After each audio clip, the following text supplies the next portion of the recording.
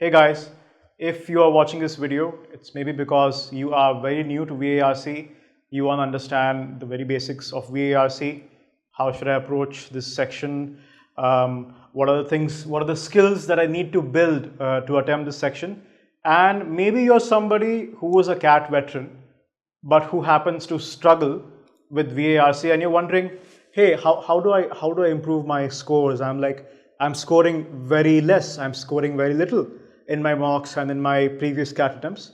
And please don't worry guys, this video is exactly for you. So this is a normal reaction most of us get when we come across a VARC percentiles. They are sometimes not what we expect, right? So this is how a lot of students react. And the thing is, when you do get a score in VARC which doesn't match your expectations, your ego kind of kicks in and you're like, you know what, I was expecting so much in VARC and for some reason I didn't score as much. The exam is subjective, right? That's what we say to make ourselves feel better, right? To help sleep better at night. We keep saying, oh well, you know what, the exam is objective, you know, like, oh man, it's like English, you know, English is such a vague and nebulous and subjective language, right? But guys, CAT VARC is actually objective. And I know the moment I say this, there will be some of you who will go either this, or who will either ask me, Anant, are you okay? I am fine. And I also understand that these two are very acceptable reactions to hearing that CAT VARC is objective. But it is. It actually is. And it is objective because CAT VARC is testing you based on two key skills. A, your reading comprehension, and B, your critical reasoning skills. Guys, CAT VARC or most MBA exam verbal sections, they're not testing your knowledge of English. They're not testing how well do you frame a sentence or how grammatically correct. Well, they do test grammar sometimes. But my overall point is this. They're not testing you based on your knowledge of English. Think of VARC as DILR. Now, DILR is logical reasoning, right? So you have a puzzle and there's information that is encoded inside the puzzle and you crack the puzzle and you fish this information out, right? So VARC is very similar. VARC is like DILR, except the information given to you is in the English language. So please disabuse yourself of the notion that VARC is a test of English. Sure, English matters. English definitely matters. But English is not the be-all and end-all of doing well at VARC. The primary skills that they are testing is how well can you understand a passage if you read it, your reading comprehension, and are you able to fish out, are you able to like discern the various nuances that are present in the passage, and that is your critical reasoning, right? So these two skills are primarily being tested. Now that I've said that VARC or VARC is objective, the natural question is, can I learn it?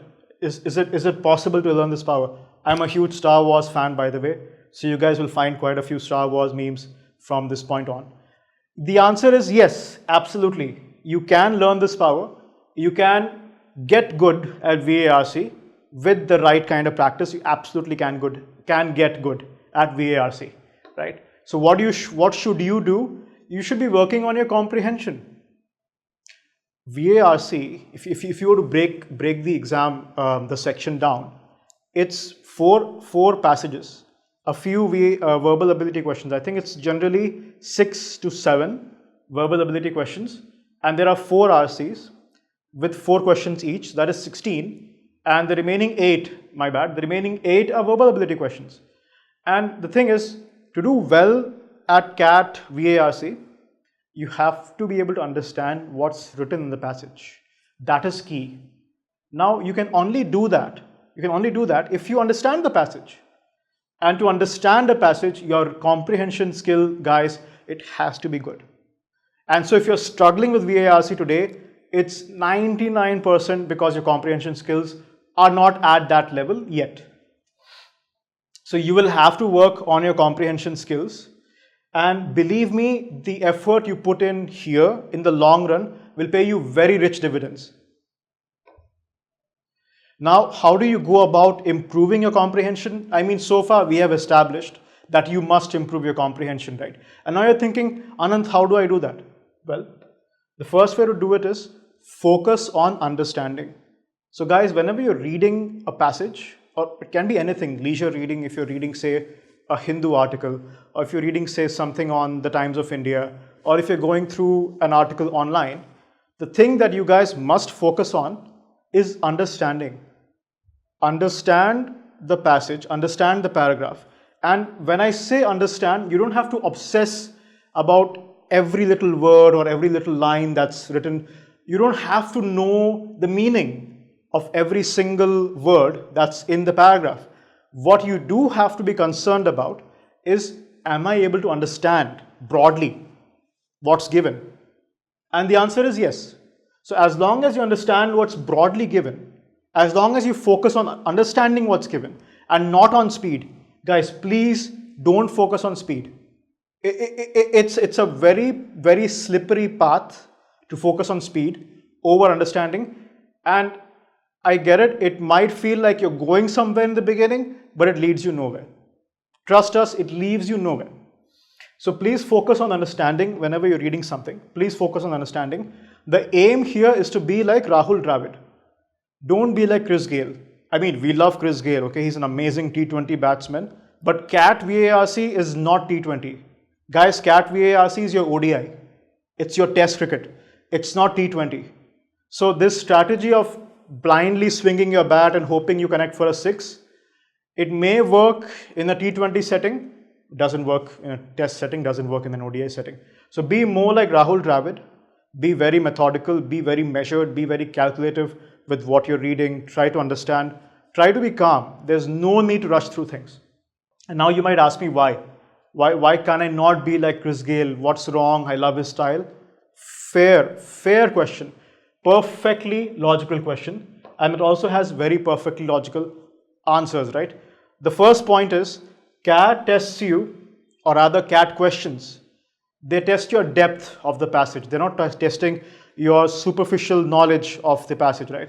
Now, what happens when you're running through a passage, if you're doing speed reading, right, and if you're not understanding the passage, you feel like you've read the passage. And that's an illusion.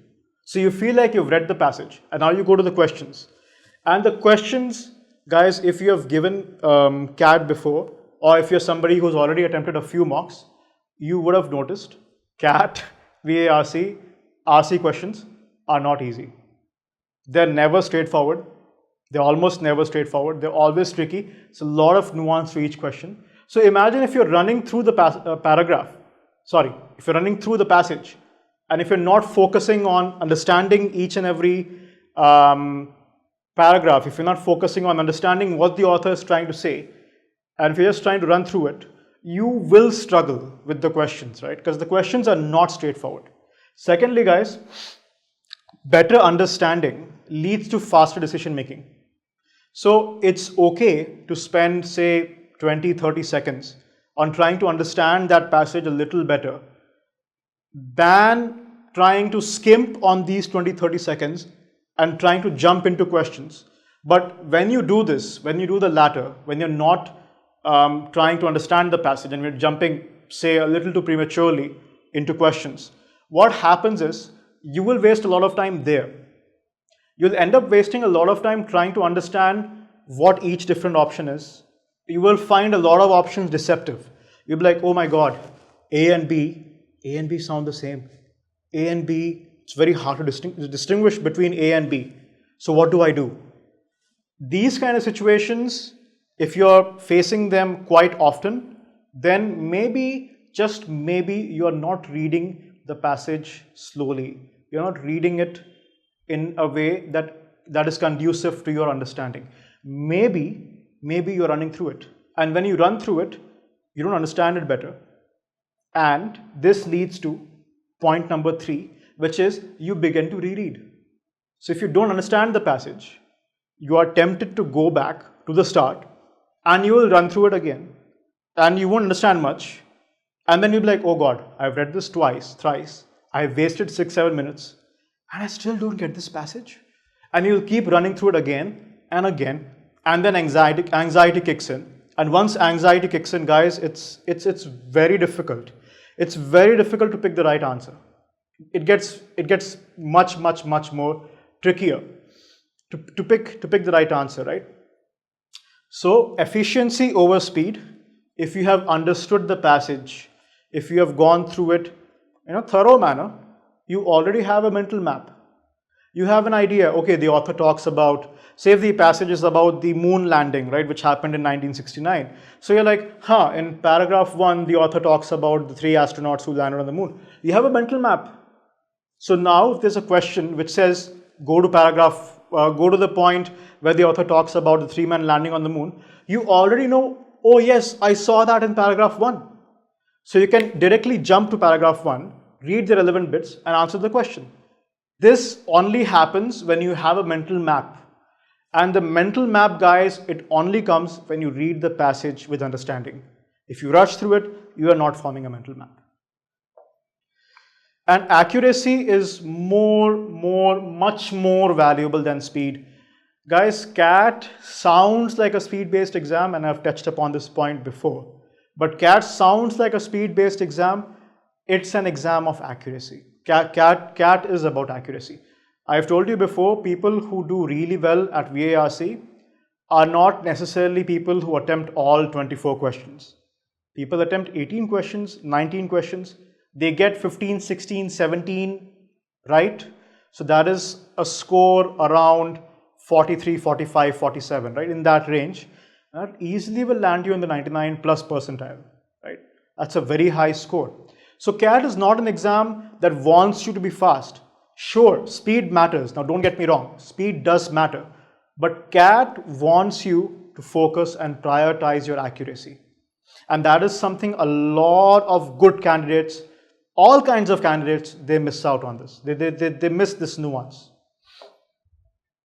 All right, so I've gone on and on about, how to read, and like speed is bad and that understanding is better. So I've given you a lot of theoretical gyan, right? Now you must be asking, all this is fine, but give us something practical, and which is what we're going to give you. So how do you put in practice all that we have just discussed, right? How to go about increasing your comprehension? Well, the first thing to do is read up on things that interest you, right? You don't have to start with a very deep philosophical discussion on Foucault and his philosophy on how to run a society. You don't have to. I get it's very dry. Suppose, say, you're a football fan, right? Suppose, say, you follow a club like Real Madrid, or if you follow, say, a club in England like Liverpool. Go read up articles on Liverpool in English newspapers, right? Go there. The Guardian is an excellent source. Try reading up articles on your sports team on The Guardian. If you're somebody who likes music, try reading up reviews of your favorite artist online, on reputed magazines, on reputed news media. That's one way to get into this habit of reading, right? Right now, guys, we are in Feb. We have around 10 months to CAT.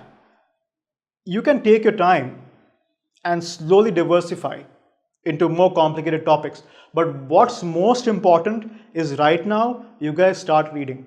Just start reading somehow. So this will get the ball rolling. This will get the ball rolling. If you read up on things that interest you, hey, at least you're reading. Good, step one, completed. You're reading now. But guys, remember, eventually, you will have to diversify. You cannot keep reading Guardian articles on why Manchester United are not doing well. You can't do that for 10 months, right? On end, you can't do that, right? You have to start tackling more complex material. You have to diversify. You have to move out of your comfort zone. You will have to do that eventually. Now, moving on, how do you actually go about reading it, right? How do you go about reading your article? Well, firstly, you have to start slow. Emphasis on, I have said like 1,000 times by now, emphasis on understanding, not speed. Speed will come. Speed will come. Emphasize on understanding, right? Once you're done with the article, once you're done going through it, take 60 seconds. If you are very good, maybe take 30 seconds, but it's okay. Take 60 seconds. If you are really struggling with it, take 90 seconds also. It's not an issue. Take 30, 60, 90 seconds. Try to summarize what the author was saying. Try to summarize. And when I mean summarize, guys, you don't have to go through every little thing that the author talks about. You don't have to go through all the details, but you have to make sure that you get the central idea. What is he saying broadly? If say suppose you finish reading an article, right? And suppose you go talk to your friend and your friend asks you, hey man, so what was this article about? You're not going to jump into the details and the facts, right? First of all, you're going to bore your friend. Second, you're not even going to remember all these nitty-gritty details, right? What do you do generally? You're like, hey man, yeah, I read an article. This was the broad points. This was mainly what the author was trying to say. So that is the key exercise. That is the point that you have to reach. Read an article, take 60 seconds out, and just think to yourself, hey, what did I just read? Now I get it. With some CAT PYQs, some CAT questions, right? You're like, what did I just read? But in this case, you have to be like, what did I just read? What is the author trying to say? So the author stresses on point A, point B, point C, and that becomes your main idea. So understanding the essence of the passage is the key skill that you have to develop, especially starting from now. And you can get your main idea verified by ChatGPT. ChatGPT does an excellent job of summarizing articles, by the way. You can feed in the article into ChatGPT and it will give you its main idea. And then you can compare, okay, what I thought the author was saying versus what ChatGPT is saying about the passage. And you can compare and contrast the two. And there's your feedback. There's your feedback on how better can I do this, right? That's your feedback. Now moving on. We will briefly touch upon this passage. It's a interesting passage. And I will now demonstrate what I was talking about, what I was asking you guys to do. I will now give you guys a very short demo. It's a short passage. I think it's, there's probably like 200 words here, right? So this is how you should be going about it. Read very slowly. You will start. Umberto Eco, an Italian writer, was right when he said the language of Europe is translation. Netflix and other deep-pocketed global firms speak it well. Just as the EU employs a small army of translators and interpreters to turn intricate laws or impassioned speeches of Romanian MPs into the EU's 24 official languages, so do the likes of Netflix. It now offers dubbing in 34 languages and subtitling in a few more. Now guys, you have finished a paragraph, right? Broadly, don't you think, as you've just finished reading this, don't you think, hey, this passage, paragraph 1, author is talking about translation. Translation appears to be something which is vital, right? He brings it up a lot. He starts off with Umberto Eco. He says that translation is important in Europe. Romanian MPs are doing some kind of translation. Hey, Netflix is also doing that with its dubbing, right? So far, translation is important. That's the idea that I have got, and that's the idea even you guys would have got. Now, the economics of European productions are more appealing too. American audiences are more willing than before to give dubbed or subtitled viewing a chance. This means shows such as Lupin, a French crime caper on Netflix, can become global hits. Interesting. In 2015, about 75% of Netflix's original content was American. Now the figure is half. According to Ampere, what is Ampere? A media analysis company. Ampere, a media analysis company. Netflix has about 100 productions underway in Europe, which is more than big public broadcasters in France or Germany. Now, as you're done reading this, a few ideas must be popping in your head, right? Like, okay, wait, So, economics of European productions is appealing. In fact, some European shows, like say Lupin, have potential to become global hits. And Netflix has ramped up its productions underway in Europe. Very interesting. Let's move on. Now, not everything works across borders, right? We are talking about Netflix shows produced in Europe like Lupin, right? Translating them, sending them across to other countries, right? That is the theme. It continues with that theme and says, not everything works across borders. Okay, so the passage now is taking a very different turn. I wouldn't say a very different turn, but it's now going somewhere, right? There's a but. There's some kind of tension, right, in this passage now. So far, it was a very rosy story about Netflix and translation and European productions and whatnot. Now suddenly they're saying, oh well, not everything works across borders. Comedy sometimes struggles. Whodunits, I'm not sure how to pronounce this. Whodunits, please forgive me, okay? I know a lot of you are grammar Nazis out there. You're like, oh Anant, it's whodunit or whatever. So I'm trying my best here, guys. Whodunits and bloodthirsty maelstroms between arch Romans and uppity tribesmen have a more universal appeal. Now some of you would be thinking, man, what is whodunit? Man, what is maelstrom? Maelstrom kya hai? Is it some storm? Is it some whirlpool? What is it? And I get that, guys, I get that. But can we not figure out what they're trying to say here, what this passage is trying to say? Can we not figure this out? We need not know what maelstrom or whodunit should mean. We don't know. But is it not saying something still? Am I not understanding that bloodthirsty maelstrom between arch Romans and uppity tribesmen? This might be something negative, right? Something is happening. Bloodthirsty maelstrom between arch Romans and uppity tribesmen. It can't be something good, right? It can't be something positive. Something is happening, something negative, right? Arch Romans, uppity tribesmen, bloodthirsty. It's some kind of fight, maybe. Right? It might be some sort of fight, might be some sort of conflict. It obviously isn't romance between arch Romans and uppity tribesmen. It can't be that. So even if you guys do not know the word, and it's always nice to know the word, by the way, but if you do not know the word, you can always figure out the context by just going before and after. In this case, you read this part and you're like, maelstrom must be some sort of fight, some sort of conflict, something unpleasant. All right, moving on. Some do it better than others. Barbarians aside, German television is not always built for export, says one executive, being polite. A bigger problem is that national broadcasters still dominate. Streaming services such as Netflix or Disney Plus account for about a third of all viewing hours, even in markets where they are well established. Europe is an aging continent. The generation of teens staring at phones is outnumbered by their elders who prefer to gawp at the box.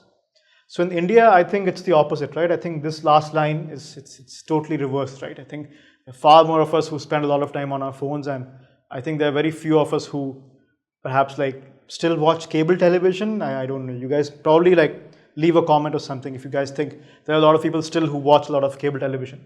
But anyways, humor aside, coming back to our passage, or rather this paragraph. Now what did we understand? What was something that jumped out? Hey, not everything works across borders. Not every show is a hit. Not every show does well. And there are clues, right? Some shows do well. Like say this maelstrom thing that we discussed between Romans and barbarians, right? It's doing well. Have a more universal appeal. So the author is giving us some idea, right? Okay, not everything does well, but this seems to do better, right? And towards the end, there's some talk about Netflix and Disney Plus being dominated by national broadcasters in Europe. And there's a reason also given because there are fewer teens staring at their phones, and Europe is an aging continent. So there's still a significant number of, a significant European population that still prefers to gawp at the box. Box here, it's inferred that they mean the TV, right? TV is a box. So guys, now we are done with the passage. And by the way, guys, this was a CAT 2023 slot 2 passage, right? So we just took on a CAT passage, okay, guys? Like, you guys are awesome, okay? So we can do that. right? Always believe in yourself, right? So what were the things that we broadly extracted, right? Number one, translation is important, right? Translation is something that is important in an European context, and even Netflix is doing that. Netflix is into translation, into dubbing. Secondly, European productions have a potential to become hits, right? That's the other thing that we extracted from the passage. European productions like Lupin have a potential to become hits, but not everything crosses borders well, right? There are some issues. Some executive was saying, right, German productions are not fit for export. So that we can effectively summarize and say, well, not everything works across borders really well. Certain shows have a more universal appeal, again, going back to that Maelstrom thing, and some shows don't.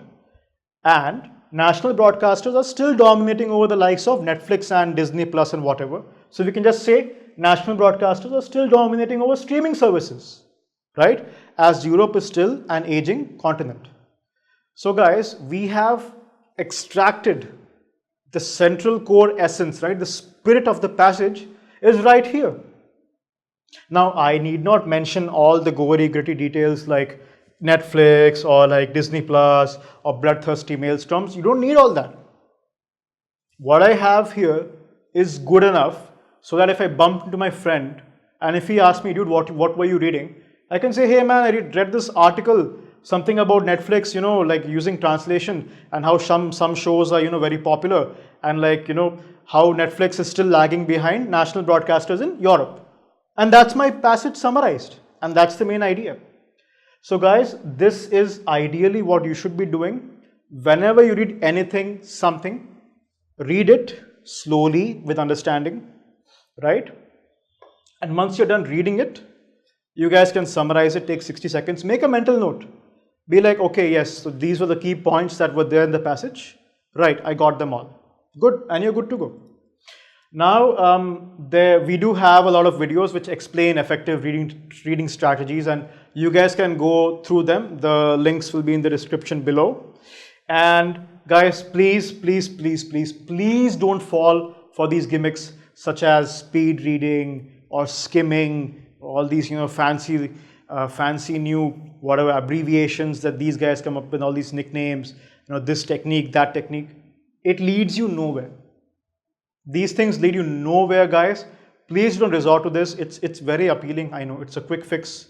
You know, it's like snake oil salesmen, right? They're selling you snake oil. It's useless, but they are so charming and charismatic, right? That you're like, ah, wow, this should work. It doesn't work. They don't work. Now, how much should I be reading? That's the question most people have, right? So yeah, now we know how to read. Now we get it. We have to be like very understanding with our reading, focus on comprehension, speed will come later. Yeah, Anand bro, we get all that. How much should we be reading? This is it's a tentative guide. Okay guys, don't take this as literally, like don't be like, oh, I read 15 minutes today, I'm done. No. It's a guide, right? If you feel like reading 20 minutes from today, please do that. If you feel like reading an hour from today, please do that. This is merely a guide. This is merely, you know, just something. This is a framework, right? Somebody can follow it. So 15 minutes from now to mid-Feb, 20 minutes from mid-Feb to mid-March, 30 minutes from mid-March to mid-April, 45 minutes from mid-April to mid-May.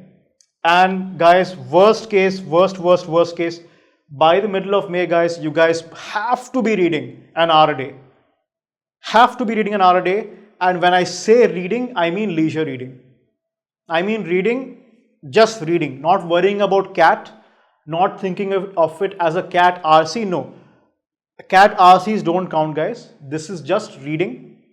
You have to be reading an hour by mid of May, right? Because that's the habit you have to develop. CAT VARC section will test your stamina, will test your reading skills. Believe me, it's not very difficult, but it's definitely challenging. And if you haven't built that reading stamina by say November or by say October, guys, it's gonna get very difficult, right? And say if some of you are struggling with this whole 1 hour thing, right? You guys can't sit down and for whatever reason you guys can't sit down and read for an hour, break it down. Break it down into 2 sittings, 20 minutes, half an hour. Perfectly fine for now. With time, guys, right? Try to aim for an hour uninterrupted. That the results that you get from that are the best. Cumulatively, again, it should add up to an hour of reading every day. This should start by, worst case, by the middle of May. If you can start from today reading an hour every day, amazing, wonderful, right? And guys, please, once again, there are no shortcuts. Please don't believe anybody who tells you that there's a shortcut, there's a quick fix. No, doesn't exist. Now, what to read, right? Very important question. Okay, Anant, you've given us all this information about reading, but what to read? What should I even read? So guys, you don't have to fuss about reading material. A lot of students come to us and they're like, should I read Times of India? Should I read Guardian? Is it quality is good enough? No, read. Start reading. As long as it is a paper of national repute, English is good, English is decent, please start reading. We'll be giving you sources at the end, don't worry. But at the same time, guys, please start reading. Don't fuss about if something is good, something is bad. If it interests you, read. Yeah, disclaimer, Instagram posts, X posts, all these kind of things, they don't count, okay? The English is horrible more often than not. I'm not going to go there. The English is bad, okay? So you need not fuss about the material. The quality should be okay. The quality should be good, decent, just to get your ball rolling, right? You should get started on reading. And as you read more and more, you will naturally gravitate towards more complicated material. So right now, try reading something that is slightly above your skill level. Don't try to jump into sources which are well beyond your skill level.